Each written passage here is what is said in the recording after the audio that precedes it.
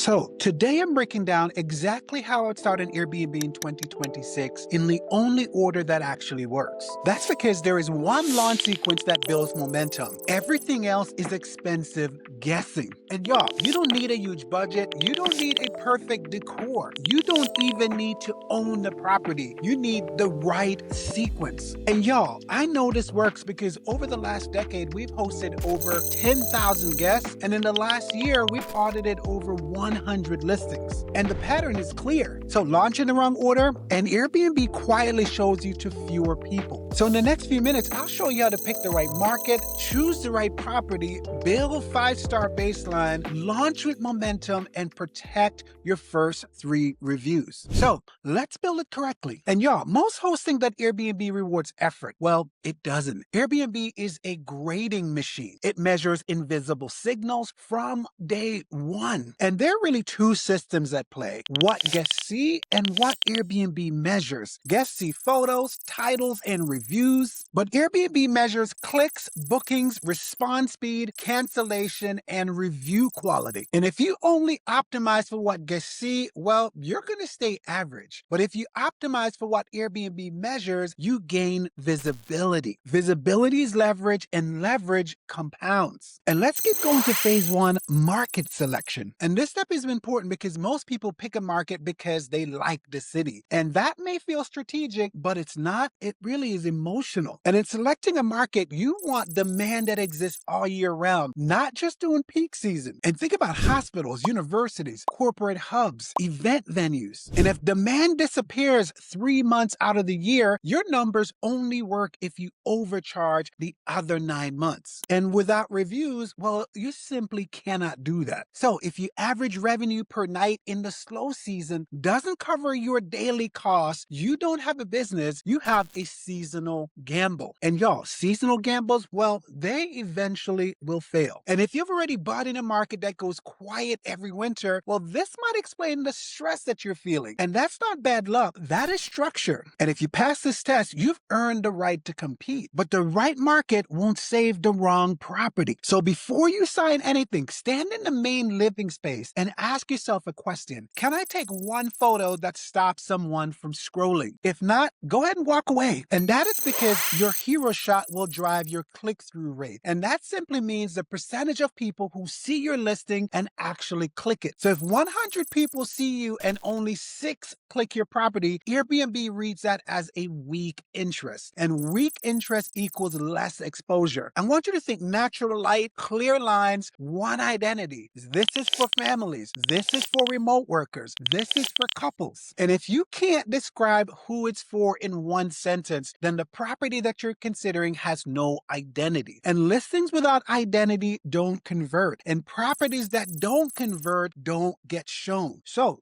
pass this test and you have something valuable. All right, let's get going to phase 3, acquisition. And you can buy it, co-host it, or even lease it. So Airbnb doesn't care which model you choose. It cares how cleanly you launch it. So here's what kills new hosts. Well, they rush. And a new host who just started working with acquired a property quickly. Great unit, good price. But he launched without a system. And his first guest had a small issue. Well, that resulted in a 4-star review. Not terrible, but early. And y'all, those early week reviews lower visibility. And that is what I call signal debt. And what this means is early mistakes reduce how often Airbnb will show you on the platform. And I can tell y'all, this could take months to recover from. That's because Airbnb does not reset quickly. So preparation isn't optional. It really is protection. Now pause. Market, property, acquisition. That will protect your investment, but it does not make you visible. And visibility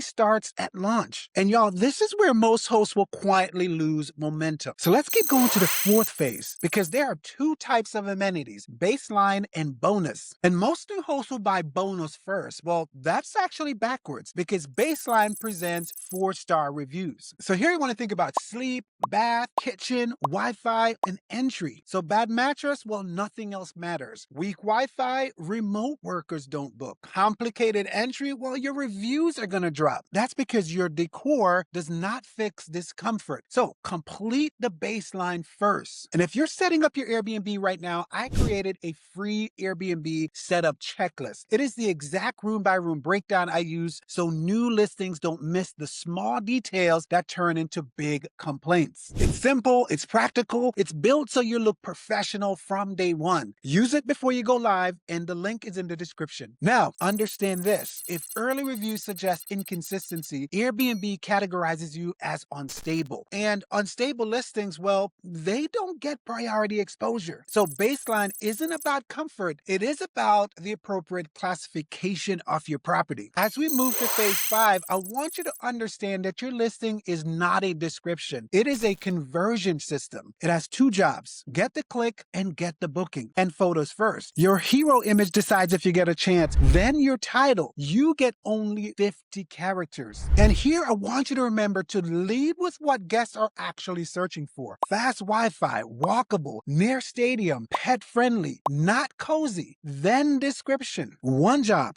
remove hesitation. State who it's for, state what is included, state what to expect. Clarity converts, ambiguity repels. So if your listing feels generic, Airbnb is going to treat it as replaceable. And replaceable listings don't rank. And if you're finding this information useful so far, go ahead and hit subscribe. And I break down one tactical Airbnb signal every single week on this channel. Now, you're live, and this brings us to phase 6, pricing. And I encourage new hosts to go with dynamic pricing. That's because it helps you adjust your pricing automatically based on demand. So weekends, events, seasonality, booking windows. And I get it, flat pricing may feel responsible, but it's not. It signals inexperience. And across multiple listing audits, flat pricing versus responsive pricing is often the difference between $300 to $600 per month. Same property, wrong signal. So in your first 30 days, price slightly below market. And here what you're trying to do is buy velocity. You're trying to secure those early reviews. You're trying to build trust in your listing. And y'all, early momentum compounds. But even good pricing won't save weak operations. And that brings us to phase 7. And this is where 70% of new hosts start resenting their property. Not because their property is bad, but because the system that they've built is weak. And weak systems create small problems. Small problems become public reviews, and public reviews reduce your rankings. And so burnout isn't emotional, it's operational. And to help you guard against this, I want you to build the 4 message checkpoint. Immediately after booking, before arrival, after check-in, and then before checkout. And when you get these 4 messages in place, it helps you to prevent problems before they become reviews. So you want to build out a written cleaning checklist. You want to have photo verification. Then you want to have restock triggers in place to make sure that you don't run low on supplies. Systems helps to protect your reputation, but one window matters more than anything else. And that brings us to phase 8. And here what I want you to know is that Airbnb gives your listing a visibility boost. And during this window, it's testing you. And your first 3 reviews decides what happens next. So if you get 3 strong reviews, well, your exposure is going to increase. But weak early reviews, you're going to get suppressed. And this simply means that Airbnb is going to show you to fewer people. And I've seen a listing get stuck for 60 days or more because of one avoidable early 4-star review. So if your early review is already 4.7, well, don't panic. But if you start to slip below this number, climbing out can be very difficult. What I want you to understand is that momentum early is easier than recovery later. And so for your first 3 stays, I want you to price below the market. Over-communicate clarity. Resolve issues fast. Ask for feedback before the review window closes. Protect that window, because once momentum builds, pricing power increases. But once suppression starts, well, recovery can be very slow. And here's the truth. Airbnb is not passive. It's structured. And if you build in the wrong order, well, you're creating weak signals. If you build in the right order, momentum starts to compound. So now that you understand how to launch correctly, the next step is understanding what Airbnb tracks after you go live. And there are 11 ongoing signals Airbnb measures customers, and your dashboard will never show them. And those signals decide whether you dominate your market or quietly disappears on the platform. And that breakdown is in the next video, because if your bookings drop and you don't know why, that is the one to watch next, because when you pair what you've learned in this video with that one, you're going to be ahead of 90% of the other hosts in your market. See you over there.